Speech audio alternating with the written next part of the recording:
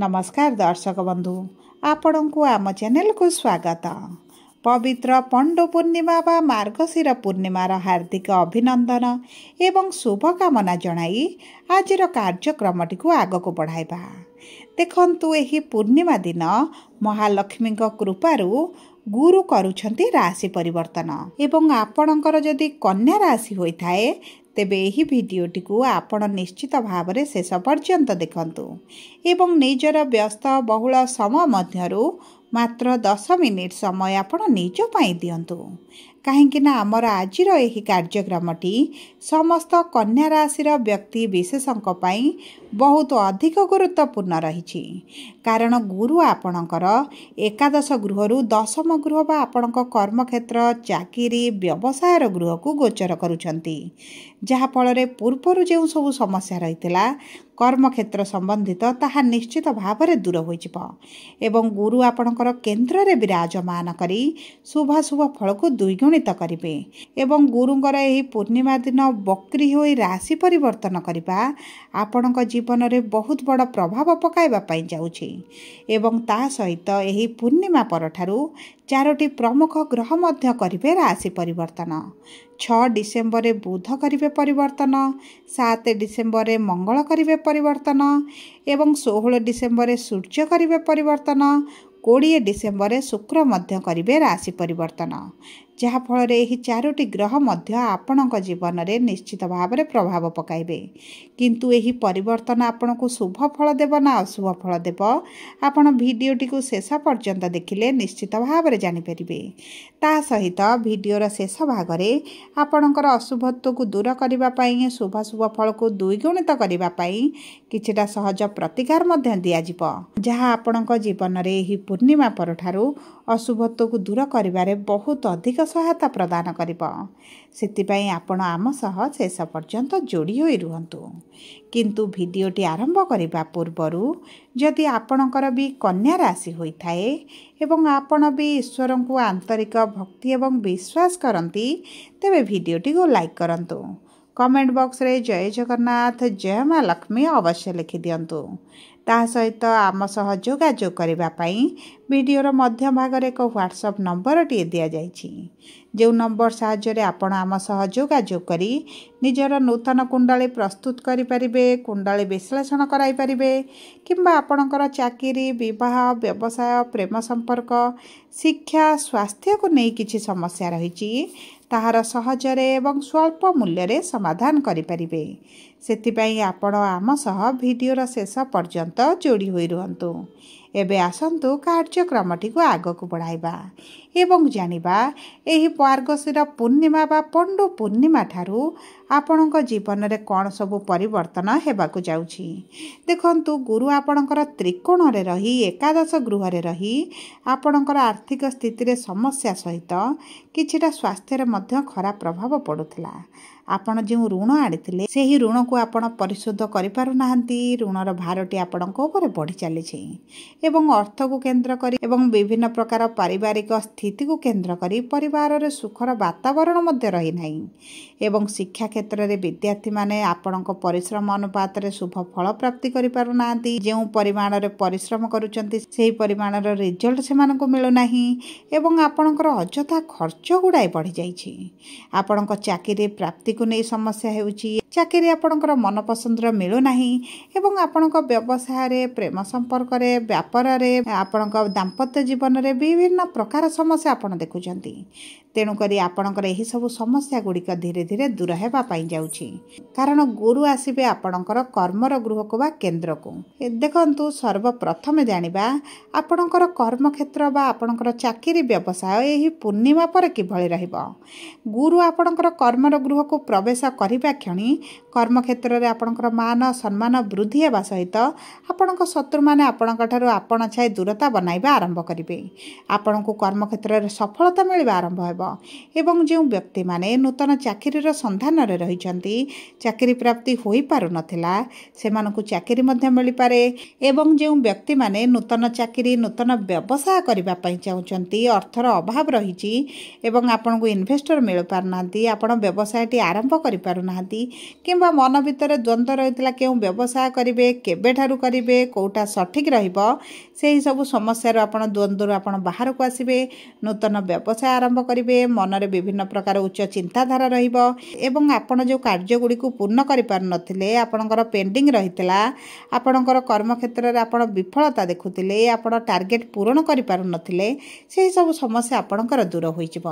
ଆପଣଙ୍କର କାର୍ଯ୍ୟକୁ ପ୍ରଶଂସିତ କରାଯିବା ସହିତ ଆପଣଙ୍କର ପ୍ରମୋସନ୍ ହୋଇପାରେ, ସାଲାରୀରେ ଇନକ୍ରିମେଣ୍ଟ ହୋଇପାରେ କିମ୍ବା ଆପଣଙ୍କୁ ଟ୍ରାନ୍ସଫର୍ ମଧ୍ୟ ମିଳିପାରେ। ତା ସହିତ ଦେଖନ୍ତୁ, ଯଦି ଆପଣ ଅର୍ଥକୁ ଏହି ସମୟ ମଧ୍ୟରେ କୌଣସି ଜାଗାରେ ବିନିଯୋଗ କରିବା ପାଇଁ ଚାହୁଁଛନ୍ତି, ଇନଭେଷ୍ଟ କରିବା ପାଇଁ ଚାହୁଁଛନ୍ତି, ତେବେ ମଧ୍ୟ ଆପଣଙ୍କ ପାଇଁ ବହୁତ ଭଲ ସମୟ ରହିଛି।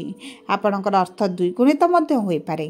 ଏବଂ ଦେଖନ୍ତୁ, ଯଦି ଆପଣଙ୍କୁ କର୍ମକ୍ଷେତ୍ରରେ ପୋଲିସ କୋର୍ଟ କଚେରୀରେ ଫସା ଯାଇଛି, ଆପଣ ସେଥିରୁ ମଧ୍ୟ ମୁକୁଳି ଯିବେ ଏବଂ ଆପଣଙ୍କର ବ୍ୟବସାୟକୁ ବଢ଼ତି କରିପାରନ୍ତି, ବ୍ୟବସାୟକୁ ବିସ୍ତାର କରିପାରନ୍ତି। ବ୍ୟବସାୟରେ ଯଦି ଆପଣ କିଛିଟା ସମସ୍ୟା ଦେଖୁଥିଲେ, ମାନ୍ଦା ପରିସ୍ଥିତି ଦେଖୁଥିଲେ, ସେଥିରେ ଧୀରେ ଧୀରେ ଉନ୍ନତି ହେବା ଆପଣ ଅନୁଭବ କରିବେ। ଆପଣଙ୍କର ପ୍ରଫିଟ୍ ମଧ୍ୟ ବଢ଼ିବ।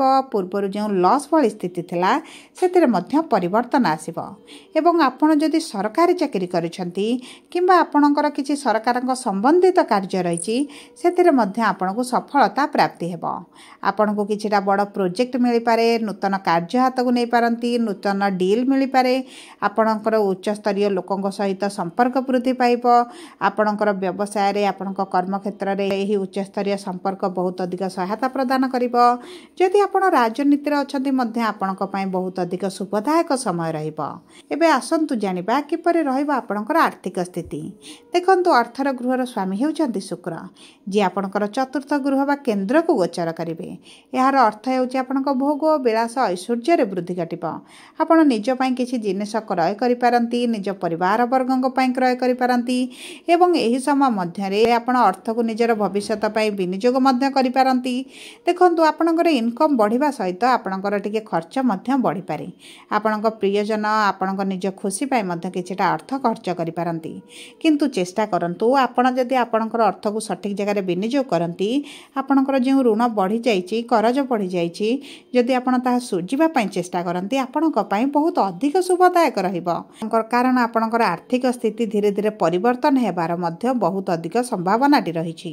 ଗୁରୁଙ୍କର ପଞ୍ଚମ ଦୃଷ୍ଟି ଧନର ଗୃହକୁ, ଲକ୍ଷ୍ମୀଙ୍କର ଗୃହକୁ ରହୁଥିବାରୁ ଆପଣ ଅର୍ଥ ସଞ୍ଚୟ କରିବେ, ଆପଣଙ୍କର ପୁରୁଣା ଅର୍ଥ କରଜକୁ ସୁଝିପାରିବେ ଏବଂ ଆପଣଙ୍କର ଅର୍ଥ ଯଦି କେଉଁଠି ଫସିକି ରହିଛି, ଚାହା ମଧ୍ୟ ପ୍ରାପ୍ତି କରିବେ। ଆପଣଙ୍କ ଆର୍ଥିକ ସ୍ଥିତିରେ ନିଶ୍ଚିତ ଭାବରେ ପରିବର୍ତ୍ତନ ଆସିବ। ଏବେ ଆସନ୍ତୁ ଜାଣିବା କିପରି ରହିବ ଆପଣଙ୍କ ବୈବାହିକ ଜୀବନ ଏବଂ ବିବାହର ଯୋଗ। ଦେଖନ୍ତୁ, ବିବାହର ଯୋଗ ଆପଣଙ୍କର ଭଲ ରହିବ, କାରଣ ଗୁରୁଙ୍କର ନବମ ଦୃଷ୍ଟି ଆପଣଙ୍କର ଷଷ୍ଠ ଗୃହରେ ରହିବ ଏବଂ ଗୁରୁ ହେଉଛନ୍ତି ଆପଣଙ୍କ ବିବାହର ଗୃହ ବା ସପ୍ତମ ଗୃହର ସ୍ୱାମୀ। ତେଣୁକରି ଆପଣଙ୍କର ଭଲ ବିବାହ ପ୍ରସ୍ତାବ ଆସିବ, ମନପସନ୍ଦର ବିବାହ ପ୍ରସ୍ତାବ ଆସିବ। ଆପଣଙ୍କର ବିବାହରେ ଯେଉଁ ପୂର୍ବରୁ ଅର୍ଚ୍ଚନା ଆସୁଥିଲା, ସମସ୍ୟା ଆସୁଥିଲା, ତାହା ମଧ୍ୟ ଦୂର ହୋଇଯିବ। ଯେଉଁ ବ୍ୟକ୍ତିମାନେ ବିବାହର ଯୋଜନାରେ ଅଛନ୍ତି, ସେମାନଙ୍କର ବିବାହ ହୋଇପାରେ କିମ୍ବା ବିବାହ ଠିକ୍ ହୋଇ ମଧ୍ୟ ରହିପାରେ। ତା ସହିତ ବୈବାହିକ ସମ୍ପର୍କରେ ଟିକେ ମନମାଳିନ ମତଭେଦ ରହୁଥିଲା, କାରଣ ଶନି ଆପଣଙ୍କ ବିବାହର ଗୃହରେ ବିରାଜମାନ କରିଛନ୍ତି। ଉଭୟଙ୍କ ମଧ୍ୟରେ ଦୂରତା ବଢ଼ିଯାଇଥିଲା, ତୃତୀୟ ଲୋକଙ୍କର ହସ୍ତକ୍ଷେପ ବଢ଼ିଯାଇଥିଲା, ଆପଣ ଟିକେ ଅସନ୍ତୁଷ୍ଟ ରହୁଥିଲେ, ମନ ଭିତରେ ବିଭିନ୍ନ ପ୍ରକାର ଚିନ୍ତା ଘୁରି ବୁଲୁଥିଲା, ସନ୍ଦେହ ଘୁରି ବୁଲୁଥିଲା, ଯେଉଁ କାରଣରୁ ଆପଣ ବ୍ୟସ୍ତ ବିବ୍ରତ ଥିଲାବେଳେ ଅନୁଭବ କରୁଥିଲେ। କିନ୍ତୁ ଏହି ସବୁ ସମସ୍ୟା ଆପଣଙ୍କର ଦୂର ହୋଇଯିବ। ସମ୍ପର୍କରେ ମଧୁରତା ଆସିବ, ଆପଣଙ୍କ ମନ ଧୀରେ ଧୀରେ ଖୁସି ରହିବା ଆରମ୍ଭ କରିବେ। ବନ୍ଧୁ ମିଳନ ହୋଇପାରେ, ସାଙ୍ଗସାଥୀଙ୍କ ସହିତ କୌଣସି ସ୍ଥାନକୁ ବୁଲିବାକୁ ଯାଇପାରନ୍ତି। ଆପଣଙ୍କ ସାଥୀ ଯଦି ଦୂରରେ ରହିଥିଲେ, ଆପଣଙ୍କ ସହିତ ଭେଟ ହୋଇପାରେ, ଆପଣଙ୍କ ସହିତ ବୁଝାମଣା ତାଙ୍କର ବୃଦ୍ଧି ଘଟିବ। ଦେଖନ୍ତୁ, ଦାମ୍ପତ୍ୟ ଜୀବନରେ ଧୀରେ ଧୀରେ ନିଶ୍ଚିତ ଭାବରେ ପରିବର୍ତ୍ତନ ଆସିବ। ଯଦି ଆମେ ଦେଖିବା ଆପଣଙ୍କର ସନ୍ତାନ ଏବଂ ଶିକ୍ଷାର ଯୋଗକୁ, ତେବେ ଦେଖନ୍ତୁ, ଆପଣଙ୍କ ପଞ୍ଚମ ଗୃହର ସ୍ୱାମୀ ହେଉଛନ୍ତି ଶନି, ଯିଏ ଆପଣଙ୍କ କେନ୍ଦ୍ରରେ ଏବଂ ଗୁରୁଙ୍କ ରାଶିରେ ଅଛନ୍ତି। ତେଣୁକରି ଆପଣଙ୍କର ନିଶ୍ଚିତ ଭାବରେ ପରିଶ୍ରମ ବଢ଼ିବ, କିନ୍ତୁ ଆପଣଙ୍କ ପରିଶ୍ରମର ଉଚିତ ମୂଲ୍ୟ ଆପଣଙ୍କୁ ପ୍ରାପ୍ତ ହେବ। ଏହି ସମୟ ମଧ୍ୟରେ ଯଦି କିଛି ପରୀକ୍ଷା ଦିଅନ୍ତି, ଆପଣଙ୍କୁ ସେଥିରେ ଶୁଭ ଫଳ ପ୍ରାପ୍ତି ହେବ। ଆପଣ ଯଦି କିଛି ଚାକିରି ପାଇଁ ଦିଅନ୍ତି, ଆପଣଙ୍କର କ୍ଲାସ୍ ପ୍ରମୋସନ୍ ପାଇଁ ପରୀକ୍ଷା परीक्षा दियंती ताहा मध्य शुभदायक रहिबो। नूतन कोर्स किछि करि पारंती, उच्च शिक्षा मध्य करि पारंती, विदेश जीवा पई जदि शिक्षा पई जाउंतले ताहा मध्य आपणकर होई पारे एवं ताहा सहित शिक्षा क्षेत्र रे बहुत अधिक शुभ फल प्राप्ति करिवे। जे दंपति माने संतान सुखर वंचित थिले सेमानक पई तो बहुत अधिक भल समय आसुची, कारण गुरुंकर दृष्टि रहिबो। गुरुंकर शुभ दृष्टि जेतेबेले संतानर गृह रे रहिबो आपणक संतान प्राप्ति रे बहुत अधिक संभावनाटी बढ़ी जिवो। आपण डाक्तरक सह जोगाजोग करंतु, निश्चित भाव संतान सुख प्राप्ति करिवे। आपणक संतान जदि आपणक ठारू दूर रे रहुथिले तांक सहित मध्य संपर्क भल रहिबो। आपणक संतानकर जे स्वास्थ्य शिक्षा विवाह को नै चिंतित रहुथिले ताहा मध्य धीरे धीरे दूर होई जिवो। संतानक माध्यम रे किछिटा अर्थ मध्य प्राप्ति करि पारंती। एबे आसंतु जानिबा किपरि रहिबो आपणकर स्वास्थ्य। देखंतु आपणकर राशि स्वामी होउछन्ति बुध, जे आपणक द्वितीय गृह रे अछन्ति किंतु तृतीय गृह को गोचर करिवे। देखंतु आपणकर कांधरे अंटारे पिठीरे एभଳି किछिटा अस्थिगत समस्या आपण देखि पारंती।